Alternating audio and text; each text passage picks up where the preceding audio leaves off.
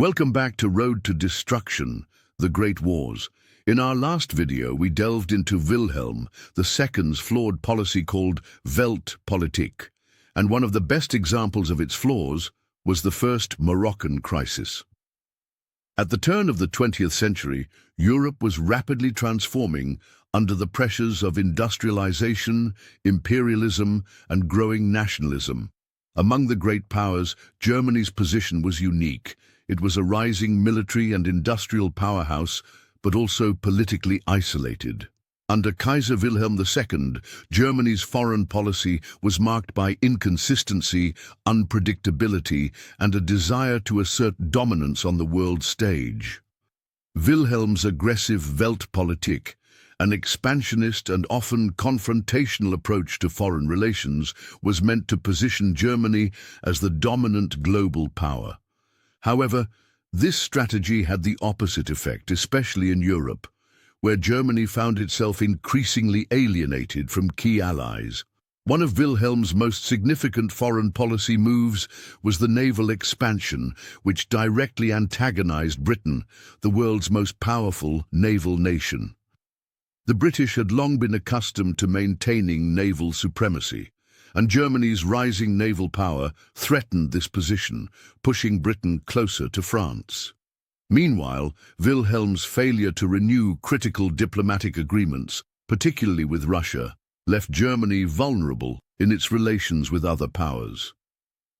As the German Empire began to feel more and more isolated, Wilhelm's foreign policy was starting to show signs of tension. It was in this context of growing European anxiety that Morocco, a strategically important region in North Africa, became a flashpoint.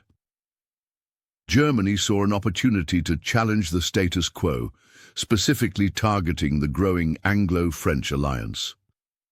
France had long been interested in expanding its influence in Morocco, a vital region for both strategic and economic reasons. But the real question was whether his bold strategy would succeed or backfire. What began as a calculated move in Morocco would soon become one of Germany's greatest diplomatic miscalculations, a turning point that would have major consequences for Europe in the years to come. This video will explore how Wilhelm's reckless interference in Morocco led to one of Germany's first significant diplomatic failures, pushing Europe one step closer to war. In order to understand why Kaiser Wilhelm II chose Morocco as the focal point for his diplomatic challenge, we need to understand the broader context of European colonial ambitions and the geopolitical situation of the time. France had already established a strong presence in North Africa, notably in Algeria, and had long cast an eye on Morocco as a prime opportunity for expansion. For France, securing control over Morocco was crucial for consolidating its position in the Mediterranean and bolstering its colonial empire. However, Germany saw France's increasing influence in Morocco as a potential threat to the balance of power in Europe. In 1904, Britain and France signed the Entente Cordiale, a landmark agreement that settled many of their colonial disputes, including the issue of Morocco. Through this agreement, Britain recognized France's special interests in Morocco, while France acknowledged Britain's rights to Egypt. This agreement was a critical step in the rapprochement between the two nations, who had once been bitter rivals. However, for Germany, the Entente Cordiale signaled the rise of an even more dangerous geopolitical alliance.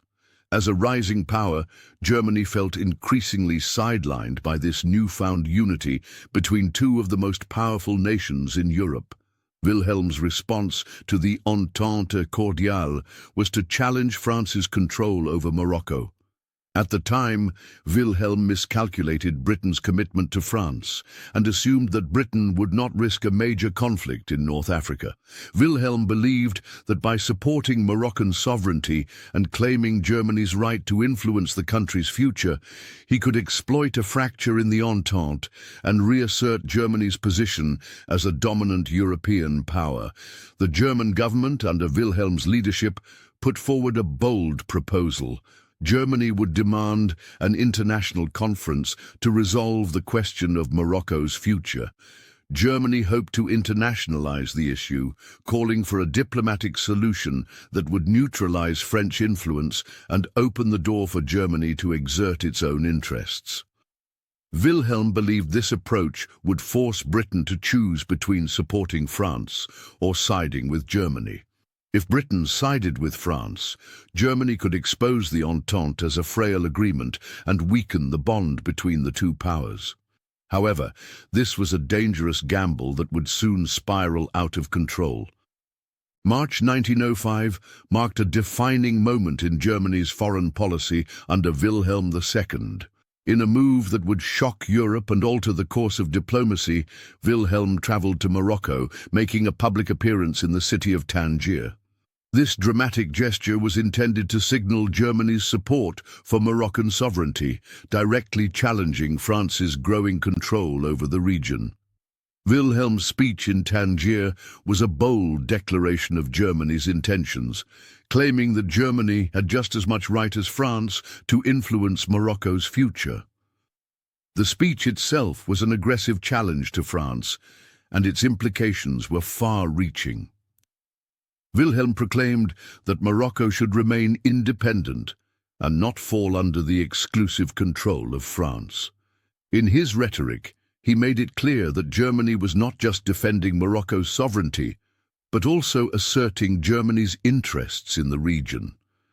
His actions and words were carefully designed to humiliate France and expose what Wilhelm believed were cracks in the Franco-British alliance. Germany's influence, Wilhelm hoped, would be restored by forcing Britain to abandon France, which would have weakened the Entente and undermined the balance of power in Europe. However, Wilhelm's dramatic intervention in Tangier quickly backfired. Rather than exposing divisions between Britain and France, his actions united the two powers. The British, who had been cautiously drawn closer to France in the previous years, saw Wilhelm's interference in Morocco as a direct challenge to their interests. Britain had long considered Morocco a strategic concern, and Wilhelm's public stance undermined British influence in the region. Instead of forcing Britain to remain neutral, Wilhelm inadvertently solidified the British commitment to France's position. In the face of mounting diplomatic pressure, Germany's actions pushed both France and Britain to call for an international conference to resolve the situation. This conference, held in Algeciras, Spain, in 1906, would be Germany's chance to assert its position on Morocco. At the Algeciras conference, the stakes were high. Germany presented its case for Morocco's internationalization, hoping to gain support for a neutral, multilateral approach to the region. Germany's representatives sought to gather backing for Morocco's independence, but they were quickly met with resistance from almost every major European power. Despite Germany's efforts, the outcome of the conference was a diplomatic disaster. The conference highlighted Germany's growing isolation in Europe. While Germany hoped to rally support for its claims, it found itself largely standing alone. Most of the other powers, including Austria-Hungary, Germany's closest ally, distanced themselves from Germany's aggressive stance. Even Austria-Hungary, which traditionally supported Germany, did not fully back Wilhelm's actions, signaling that Germany's reputation had suffered. In the end, the Algeciras conference confirmed France's position as the dominant power in Morocco, much to Germany's dismay. Morocco's fate was decided in favor of France, while Germany's efforts to break the Franco-British Entente had failed spectacularly. The First Moroccan crisis had profound consequences for Germany, and its diplomatic fallout would reverberate for years to come. The crisis highlighted the fundamental weaknesses in Wilhelm II's foreign policy and the disastrous consequences of his erratic decision-making. The most immediate effect was Germany's growing diplomatic isolation. The crisis exposed how Germany's aggression in Morocco had alienated its potential allies, with even Austria-Hungary unwilling to fully back Wilhelm's actions. In contrast, Britain and France emerged from the crisis with their alliance strengthened. Rather than being driven apart, the Entente Cordiale was solidified, as both powers found themselves united against Germany's interference. By challenging France and failing to garner support for its cause, Germany's international standing was significantly diminished. This diplomatic failure exposed the growing weaknesses of Wilhelm II's foreign policy.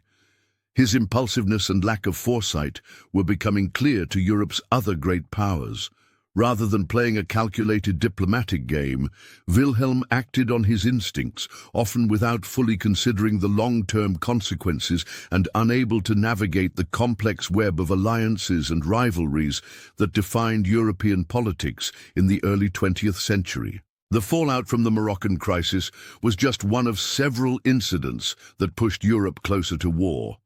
In our next video, we'll delve into the Bosnian crisis of 1908, an event that saw Austria-Hungary annex Bosnia and Herzegovina, drawing fierce opposition from Serbia and Russia.